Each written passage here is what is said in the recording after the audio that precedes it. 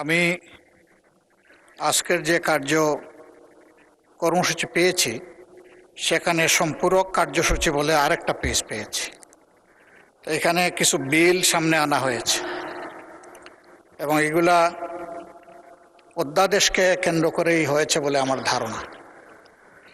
যদি তাই হয়ে থাকে তাহলে 133টা অধ্যাদেশ এটাকে যাচাই বাছাই করার জন্য একটা বিশেষ কমিটি হয়েছিল।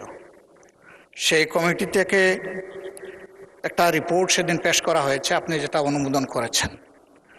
সেখানে কিছু অধ্যাদেশ ল্যাপসের প্রস্তাব আছে। আমরা এই বিষয়গুলো আগের যে নোটিশ পেয়েছিলাম তার সাথে মিলিয়ে আমরা দেখলাম যেগুলো ল্যাপস করা হয়েছে প্রস্তাবনায় সেগুলো খুবই গুরুত্বপূর্ণ এবং এটা জুলাই স্পিরিটের সাথে সম্পৃক্ত।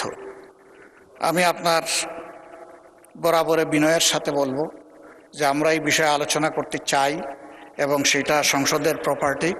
সংসদে এই বিষয়ে আমাদেরকে আলোচনার সুযোগ যেন তৈরি করে দেওয়া হয়। ধন্যবাদ মাননীয় স্পিকার। মাননীয় আইনমন্ত্রী কিছু বলবেন? বলুন।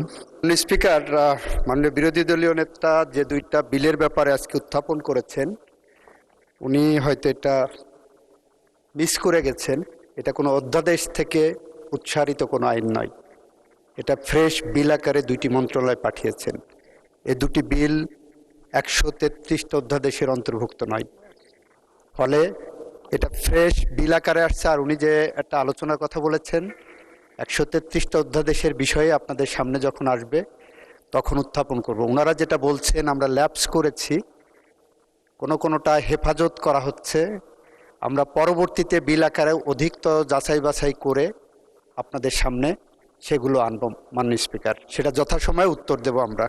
মাননীয় স্পিকার, আপনাকে ধন্যবাদ।